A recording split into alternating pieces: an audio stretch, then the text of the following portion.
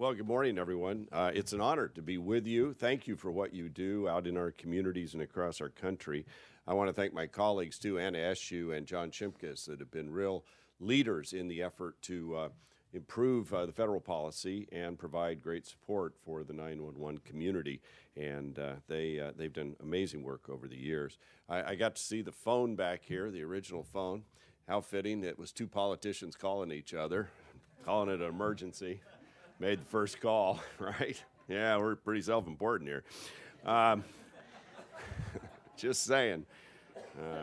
Look, I had the opportunity to tour my local PSAP the other day in my hometown of Hood River, and get an update kind of what they're facing. I'll talk a little bit about that in my remarks. But my wife and I were in the radio business for 21 years, owned and operated small market radio stations, and while there are a lot of pretenders in Congress, I'm actually, I think, the only licensed ham, amateur radio operator. So I've been around the first responder community for a long time in the real profession I had. I was a journalist in the radio business.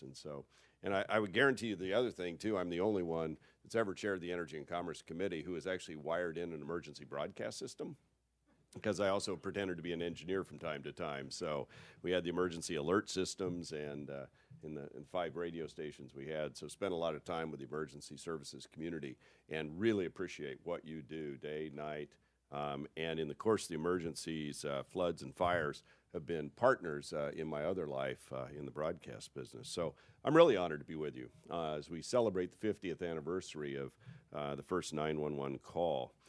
We've moved a lot closer to the goal of making sure everybody in America is connected. We did that in terms of making sure every 911 call goes through, as was referenced by Patrick, with passage by the House and the Senate of Kerry's Law. This legislation, as you probably know, is named for a Texas mother who was murdered by her estranged husband in 2013. It would require that any multi-line telephone system connects directly to 911 when dialed, even in instances where the phone requires the user to dial 9 to get an outside law. It was Carrie's 9-year-old daughter who tried to call 911 from a hotel phone as her mother was being murdered, but didn't realize she had to dial 9 first. To be honest, I'm not sure a lot of people would know they'd have to do that, especially in the moment. Her grandfather was for the committee when we took up this issue, and it's just such a heartbreaking tragedy, and it could be prevented, and it will be prevented going forward. So Kerry's Law is now law, and we're proud that that bill made it all the way through the process. You'll probably be pleased to know, too, yesterday we included language of Congresswoman Eschu's legislation to set up an FCC proceeding to provide even more detailed 911 operators or detail to 911 operators from multi-line telephone systems. So, you know, if you place a 911 call here in this building, great, you're on a street location, but we don't know where you are. And it's kind of a big and confusing building if you've tried to navigate around it. So we're trying to overcome that hurdle as well. And I'm very pleased this is part of the Ray Baum Act that we passed out of the committee yesterday. And I very much appreciate you expressing your support for the Ray Baum Act to the House floor. It's named after our former staff director and dear friend of mine who passed away last Friday in a long battle with cancer. He was our staff director on the committee, public utility commissioner, and chairman for the state of Oregon and legislator. And so I think it's fitting, given all his work in telecommunications, that the committee came together and named both the reauthorization of the Federal Communications Commission, which, by the way, hasn't been done in a quarter of a century, and some of these other issues after him. As I mentioned a couple weeks ago, I was in my hometown of Hood River, Oregon, and met with the sheriff and the dedicated people that man the center there. And it really helps to get firsthand when you're in a policymaking situation like we are, to get here firsthand what's working, what's not, what's the cost of the new software that's going out into these centers, how's that going to be managed, what are the communications issues. As someone who played a key role back in 2012 of moving forward with FirstNet and freeing up the spectrum and helping pay for the first interoperable public safety broadband network in the country, we want to make sure it's going to work.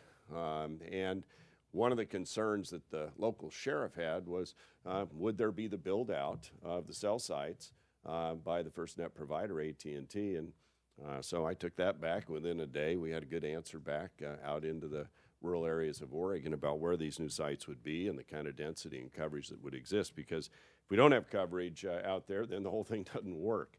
And so we're moving forward on a lot of these fronts to make sure that we have coverage where we need it.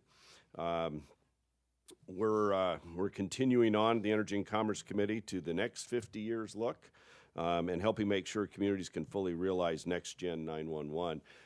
A few years ago, as I said, I worked on the Next Gen 911 Advancement Act back in 2012. That became part of public law as part of the Middle Class Tax Relief and Job Creation Act.